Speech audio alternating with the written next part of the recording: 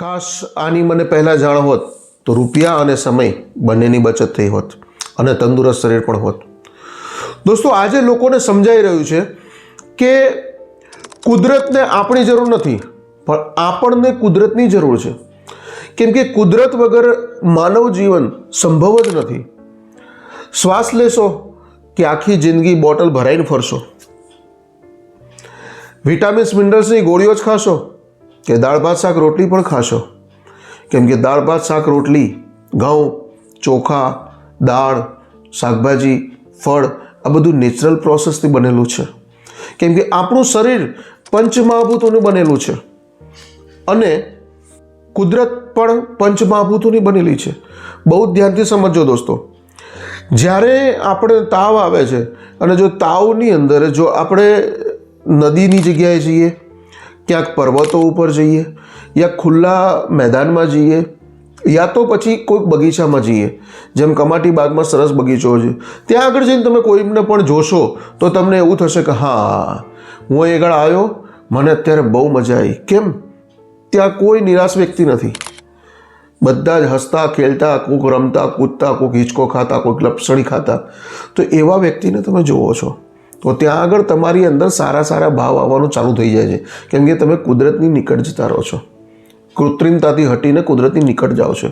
અને આનાથી ઉલટું, બહુ ધ્યાનથી સમજો, આ બહુ મોટું સાયન્સ છે. હું ફક્ત સાયન્સને આધારિત જ વાતો કરું છું, કોઈ જ ઉપર હવામાં વાતો નથી કરતો. આનાથી ઉલટું, ધારો કે તમને તાવ આવ્યો, તમે દવાખાને ગયા, તો દવાખાનાની અંદર તમે જોશો કે ડૉક્ટર આવ્યા, ટેટિસ્કોપ લગાવેલો છે, નર્સ આવી, વ્હાઇટ કપડાં એના જે ડ્રેસ હોય એ પહેર્યો છે, તમને કોઈક ઇન્જેક્શન મારે છે, ક્યાંક બોટલ કોઈક દર્દીને ચડે છે. તો આ બધી જગ્યા જ્યારે તમે જોશો ત્યારે તમારા સબકોન્શિયસ માઇન્ડની અંદર એ સ્ટોર થઈ જશે કે પાક્કો હું બીમાર છું તો જ આ જગ્યા ઉપર આવ્યો છું. એનાથી ઉલટું જ્યારે તમે બગીચાઓમાં બધે જાઓ છો, ધારો કે તમારું બાળક બીમાર છે, તમારું બાળક 10-15 વર્ષનું જે બી છે, ત્યાં આગળ જાઓ છો, ક્રિકેટ રમો છો એની જોડે, તો એ હેપી થશે, ખુશ થશે, નેચરની જોડે જશે, ફૂલ ઓફ ઓક્સિજન થશે એની અંદર. એટલે જ કહું છું, આપણને કુદરતની જરૂર છે, કુદરતને આપણી જરૂર નથી.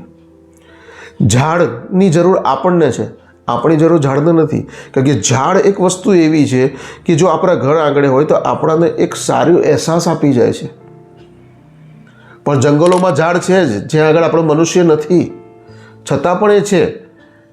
તો સમજો તમે, કુદરત તમને એમ જ કહી રહી છે કે મારો ભરપૂર આનંદ ઉઠાવો.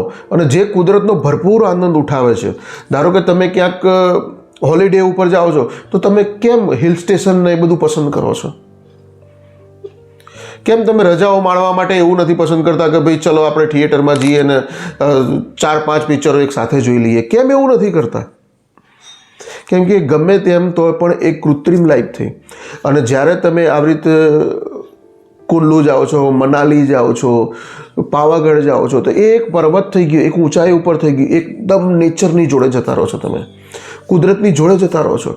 અને કુદરતના ખોળામાં જવાથી એક ખુશનુમા અહેસાસ થાય છે. પાવાગઢ એ કુદરતનું બહુ જ મોટામાં મોટું ઉદાહરણ છે, જે બરોડાની એકદમ નજીક છે. અને આવા તો ઘણા બધા જગ્યાઓ છે જે બરોડાની નજીક છે, જેમ કે મહીસાગર નદી, ત્યાં આગળ બી આ બધું બનશે.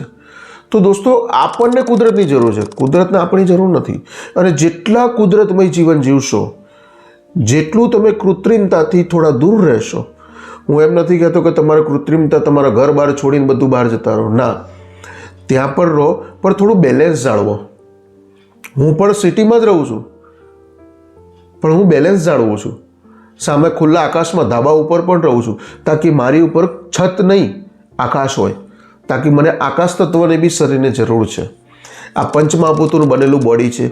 જેટલા પંચમહાભૂતોથી આપણે જિંદગી જીવીશું, એના સાયન્સને સમજીશું, એટલી જ આપણે બીમારીઓથી દૂર રહીશું. અથવા તો બીમારીઓ જો આવી ગઈ છે તો બીમારીઓને હરાવી અને તંદુરસ્ત જીવન જીવીશું. દોસ્તો, મારી તમને એક રિક્વેસ્ટ છે, કુદરતી જીવન જેમ બને એમ, જેટલો સમય મળે એટલો. ધારો કે આજે હું પેપર વાંચવા બેઠો છું, તો ઘરની અંદર શું કરવા બેસો છો? બહાર તમારી બાલ્કનીમાં જતા રહો, બહારનો ખુલ્લો પવન આવશે, સૂર્યપ્રકાશ આવશે. તો આ બધી નાની વસ્તુઓ જો તમે કરશો, એના મોટા ફરક પડશે અને તમે તંદુરસ્ત જીવન જીવશો.